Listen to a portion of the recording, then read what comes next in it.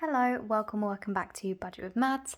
This video is going to be my financial goals for 2023 video. I have mentioned a few times in some of my most recent videos that I have got these all sort of planned out, but I wasn't sure whether to film it or not because, oh, we've got a visitor already. This is Phoebes. Because you're obviously supposed to do this kind of video at the start of the year and it's almost March, or it should be March by the time you're seeing this. So yeah, I was hesitant to do it, but I've had some lovely comments saying that you would love to see it, so this is what I'm doing. So thank you so much for that, that's very sweet. Right, so I'm just using this notebook.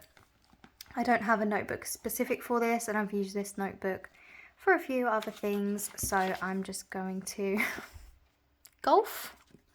Don't know what that's about. So I'm just going to do it kind of towards the back, and we'll do it on this page. I'm really annoying. I have to write like wonky, and I'm also on the floor. So if you see my head popping in and out, I'm really sorry, but this could potentially be a very annoying video. So I'm just going to quickly write financial goals 2023. Make sure you can still at least kind of see it.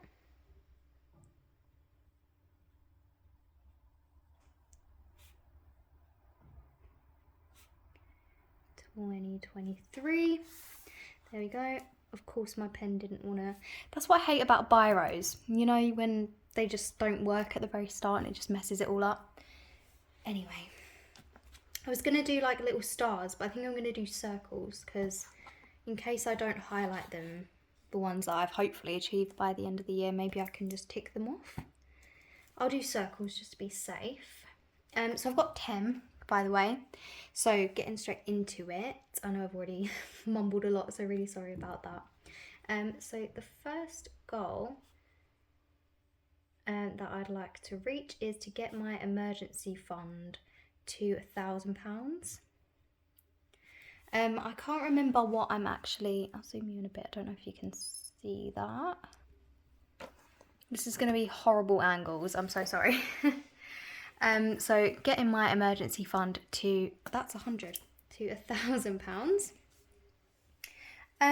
Yeah, it's kind of been a slow burner.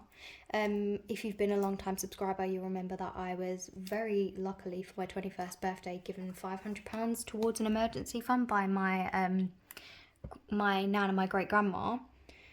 And I've been building on it ever since, but I think I'm at like, I don't even know, not even 800.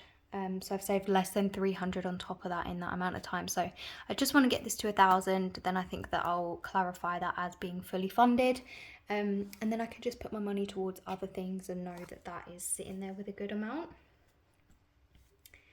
The second one is going to be making progress on my 1 month ahead challenge.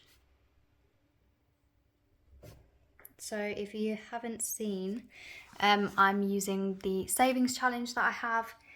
It's a 1 month ahead, so I've put it as 1,500, which isn't quite as much as I pay out for all of my monthly expenses, but it's nice to just have everything that I need plus a little bit extra just in case anything crops up. And this is worst case scenario, if I lose my job or something, I'll have, you know, a fully funded month to find a new job without having to worry financially. I've got savings anyway, but it would be nice to not have to dip into like home deposit savings if the worst were to happen. So I've only said make progress and not complete it as well because it's £1,500 and that would be really difficult for me to do. So I'm just happy with any progress I make on that. I'm going to build it up as quickly as possible, but I need to stay realistic with what I can do. The third one will be fully funding Christmas, or Christmas savings, I suppose, by November. So the reason I want to do it by November is because I think, fully fund it in time for Christmas. However, this year I'd really like to have it fully funded by November, so I can just be like, right, done with it in November, and obviously use December to actually start spending the money on presents and be a little bit more prepared. I was a little bit ill prepared for Christmas this year. It wasn't all for financial reasons, I was just really unorganised as an overall, but I think this will help, so that is definitely the goal. Moving swiftly on to number 4. This one is to become monetized on YouTube.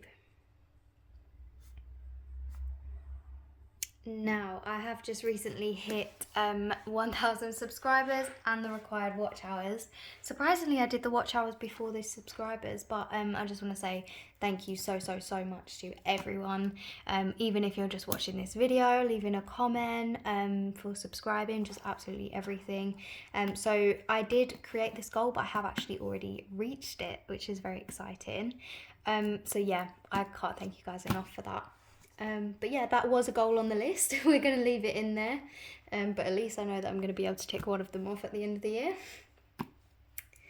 The 5th one is going to, it's not like angled enough,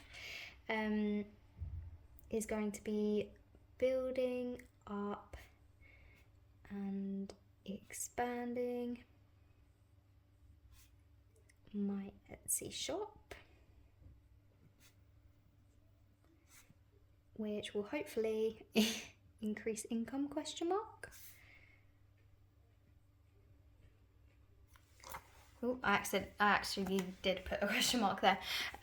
So yeah, just introducing new challenges, keeping new releases up to date and things like that. My Etsy, like quite a few people, like if they have a budgeting YouTube channel and they have an Etsy, normally it will just like blow up and get absolutely thousands. That's not what my Etsy shop is, but I do have like quite a few repeat customers who are so lovely. Everyone is so lovely over on Etsy, it's actually insane. Sorry, I've just clicked my finger. If any of you don't like that, I apologise. But yeah, I'm not one of these like massive sellers, and honestly I don't think I'd have the time to be anyway, but yeah, to just, you know, keep it consistent with how it is, I think is at a good level. The reason, by the way, that I don't do Etsy stuffings and things like that is after putting the money back into the business, there's still just not really enough that I'm comfortable with stuffing in case anything were to go wrong or I'd need to replace anything. So at the minute it's all just sitting in a bank account.